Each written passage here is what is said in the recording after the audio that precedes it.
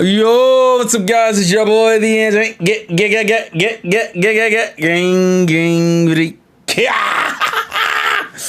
Hi, everyone. Hi. Hopefully, everyone's doing well.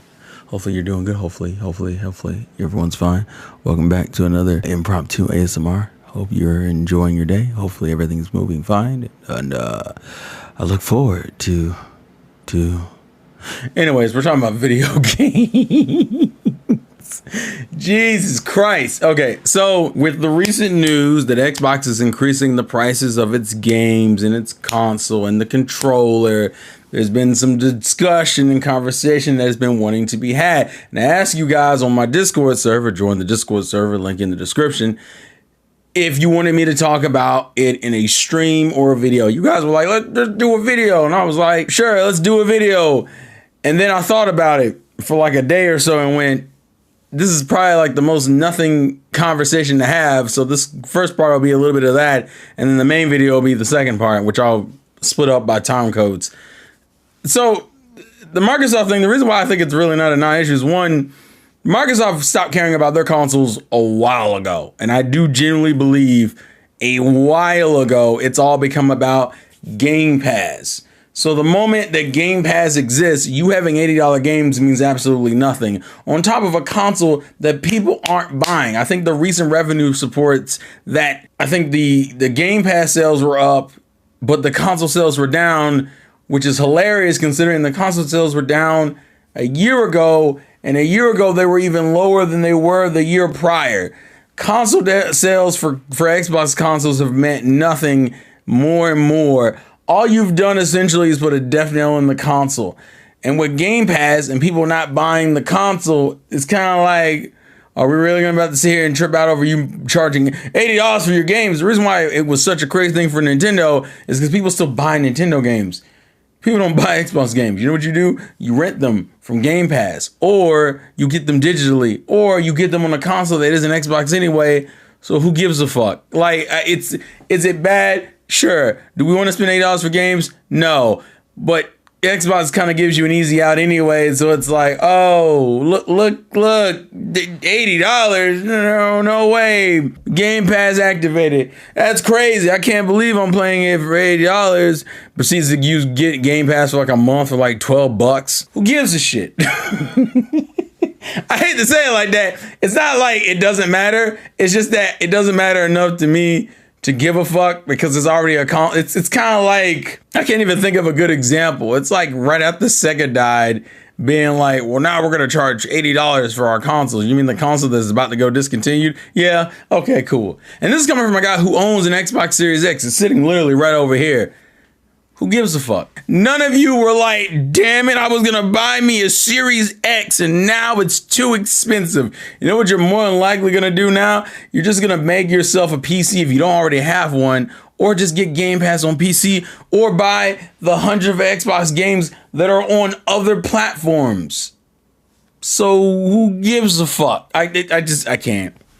So that's the reason why it's not the main video. What I really wanted to talk about was the premium conversation when it comes to Nintendo. Because I think with this misconstruction of what Nintendo is as a company, it's created a weird conversation that I think fans don't want to have or are not willing to have. So it's been kind of unofficially said that Nintendo would be the budget-friendly and the cheap console. What they're mainly referring to is things like the GameCube, the Wii. I don't even know if people felt it about Wii U, but they definitely felt like that for the Switch. Oh, budget. And I think this has created a false narrative that Nintendo is the budget company. The weird thing is that with the Switch and coming into the Switch 2, it's kind of obvious it's not, especially if you look at its competition in the same handheld console hybrid space. You can tell this is not it's a premium product, but it's also not an overly expensive product. So the cost had to be taken somewhere. So let me explain. When I did the video a while ago about Steam Deck versus Switch, You know why? And I said in the beginning of the video, why I only compared the Steam Deck and the Switch, even though there's a bunch of PC console hybrids, is because all of them are like absurdly more expensive. Even to get the best quality Steam Deck, you still are spending upwards to $600. And this is not for a power increase. This is just for more storage, a better battery life, and an OLED screen. And you still have to pay like an extra $300 to get all those things. That, by the way, doesn't include a dock. But if you look at the other competition in the same space, all those things are like $600, $700, coming up to $800. And somehow people are like, but why is the Nintendo Switch 2 $450? Now, here's the thing. If you think it's too much and you don't want to buy it, that's not what this is about. This is more of having a discussion about people thinking that for some reason Nintendo products are still like anti-consumer or something along those lines, or pretending like Nintendo wasn't trying to give you a more premium product, but trying to balance it out and take a hit somewhere and otherwhere else. Because we also got to talk about the cards, right? The carts we play the games on. Because originally I was trying to look up some research on the game key card situation to see if it was really as bad as people were saying it is. And I've let that go. That'll be something I'll probably talk about in passing in another video. But I bring this up is because, one, I think people forget that like the Switch was still expensive in its own right, and Nintendo had to be insanely aggressive to get that console down to $300 and to even get the Switch Lite to $200. Like they've openly said it in interviews that like that was an aggressive push. So trying to push the Switch 2 to under that is insane, especially if we're going to make the comparison, and this may not be a completely accurate comparison, but it's the most logistical one that people will make, which is that the PS4 is probably the console equivalent to a Switch 2 in terms of general power. May not be the ultimate comparison, but it is a similar enough comparison to make, right? The PS4, when it released in 2013, I believe was $400, right? And the Switch 2 is $450. And people are like, well, why am I spending more money for a console that has a power of a console from like a decade ago? And I think people forget that it's a hybrid. I don't know why people don't think this hybrid part isn't important. It absolutely is. This is like the whole struggle of the console. It'd be different if it was a box like the other two companies that was sitting on a table that you never had to do anything with and you couldn't take with you. So of course a PlayStation 4 in your hand that you can walk around with and play games on with no real compromises other than the fact that, it's a handheld. For some reason, people don't think that costs extra money, especially when you look at the other companies making the same PC hybrid handheld situation who don't even do physical games and their stuff costs hundreds of dollars more. This is a tax. This is the trade-off. And what makes it worse is that Nintendo fans and other people said, this is the route you should go down because you guys make better handhelds than consoles. So why do you think there wasn't going to be more money involved in this?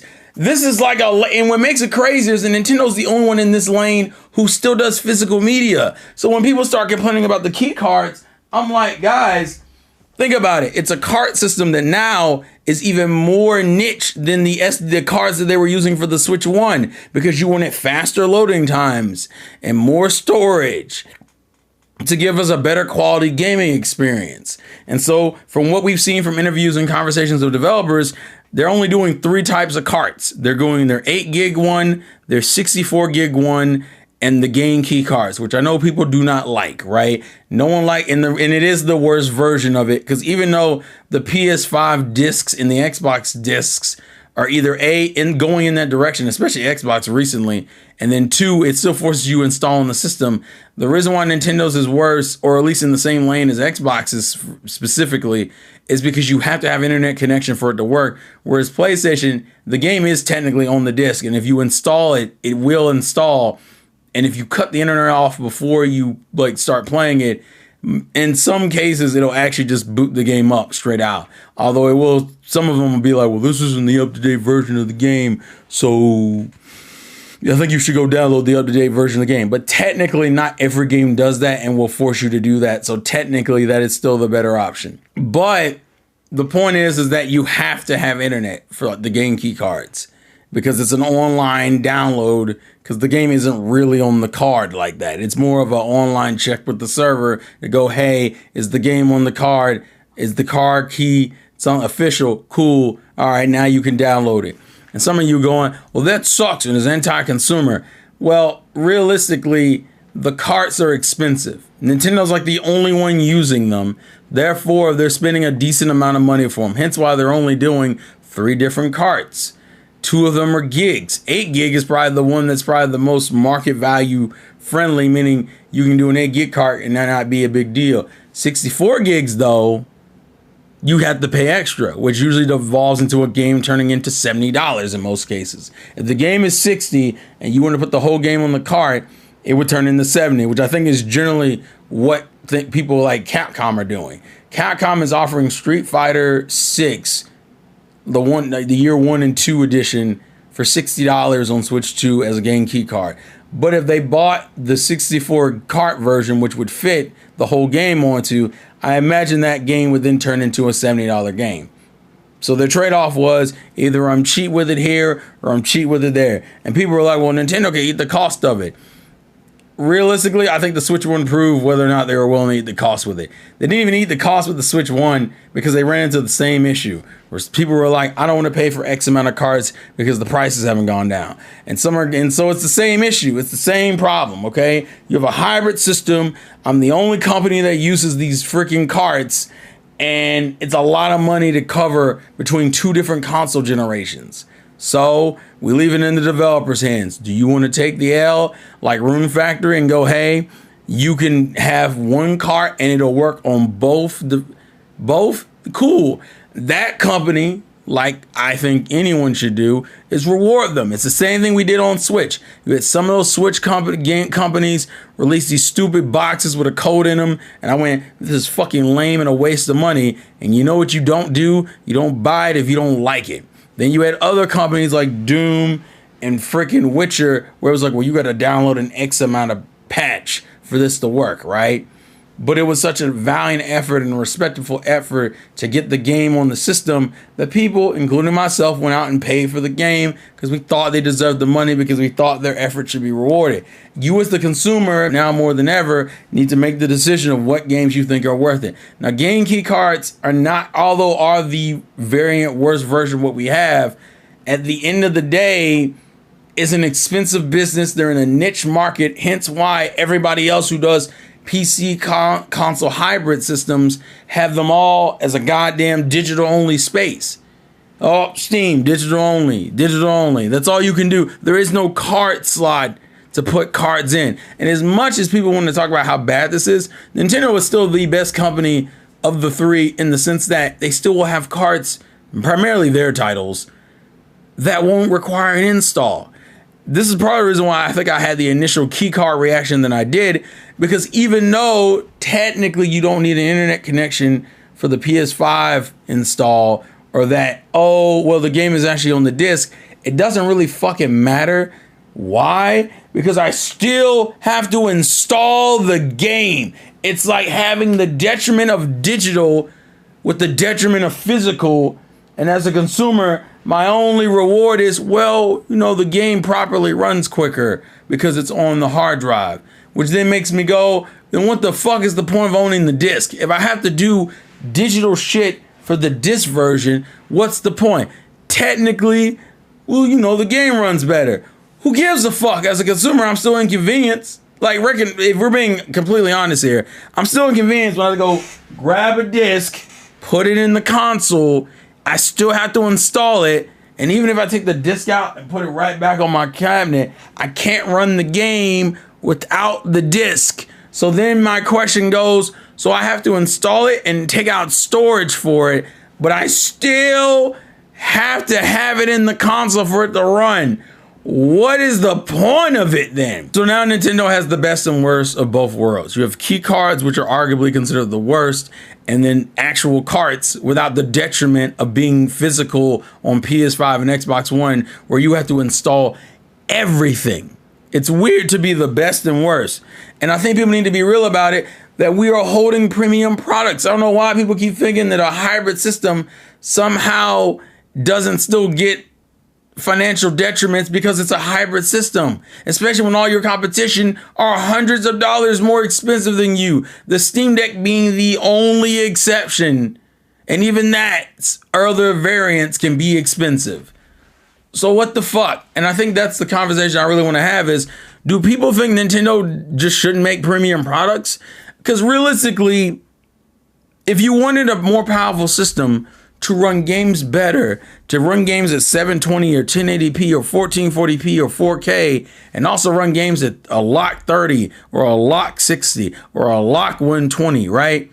If these are things you wanted from a hybrid, from a fucking tablet in your hand, and we got phones that cost like 5, 6, 7, 8, 1,000, almost going into 2,000 with those stupid fold phones. Why do you think this was gonna be like $300? This was $300 and that was aggressive. There was no other system out at the time that was this cheap doing everything a Switch was doing for $300.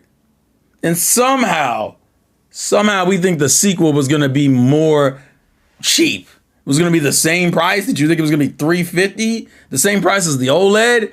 No, absolutely not. So I just want to have the discussion. Do people just think that Nintendo consoles are just not premium products? I get that they were cheap because the Wii was too GameCube stuck together, that more was focused on the controller and that experience versus the games versus things like the 3D. Oh, the 3DS wasn't, even though they had to lower the price for the 3DS because they were trying to push new technology. We're not even going to get into the conversation. Nintendo usually ends up pushing the industry forward by creating something and taking a risk and putting out to the public and hoping the public gravitates to it, right?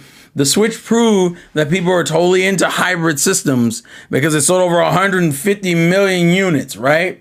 Well, the sequel, it's like holding a PlayStation 4, that bulky bastard that's sitting in there, that bulky bastard that's sitting in my closet right now, in the palm of your hand, playing Cyberpunk at like a relatively okay 30, probably not fully locked, but I mean, that game is a fucking mess anyway, so that's a whole other issue. I just think that there's a conversation to be had of whether or not people take Nintendo seriously as a premium product manufacturer and whether or not they think that that product is justified at being at the price that it's set at. Because to me, if I'm charging $450 for a console that one has a media that only I'm using, that has its own financial detriments, the only cheap version of that media is really the 8 gig one. That's the only one you could probably get and it wouldn't break the bank. And because we got certain companies who are bums and were like, well, I'm not going to spend more for a 16 gig card or a 32 gig card. And some of you are going to go, well, why didn't they just make a 32 or 16 gig card? Well, because they would still have to pay more money anyway. I think the 8 gig card is the only one that isn't like absurdly expensive, more expensive than like a disc. I think if you went to 16 or 32, you would have to spend more money. And I don't think companies are willing to do that, especially considering a lot of the financial states a lot of these companies are currently in. Square's over here talking about losses and somehow they don't need to be making exclusive games anymore. I wonder why that is. Does that have anything to do with the, you tried to bet all your money over there on PlayStation and it didn't make you any money, so now you're like, fuck, I need more money? It's just, that's the realm of conversation we're currently in. Right? The industry is in this particular position. So now the question is, what do we do about it? So Nintendo said, hey, here's the one that wouldn't be expensive. Here's another one that is more expensive. And here's the one for the pretty much treats the Switch just like the PlayStation and Xbox. Is it technically worse? Absolutely. But as a consumer, you don't care because PlayStation and Xbox have fully conditioned you to the putting some shit in, waiting for it to install, and then playing it. That is the nature of the industry and a gameplay experience now on console. The only games you won't have to do that for on Switch 2, more than likely, will probably be either those third parties who are willing to push it and take the hit financially, and the ones who I think generally deserve to be rewarded for their efforts, and Nintendo. Those will be the two companies that don't do it. So I think it's a premium product, and I think it makes sense why, unfortunately, if to buy into it, it's like a tax situation almost. It's a Switch tax. It's what we did for the Switch. You're paying for a hybrid console to do these things that your main console can't do, which is play games at a decent quality on the go.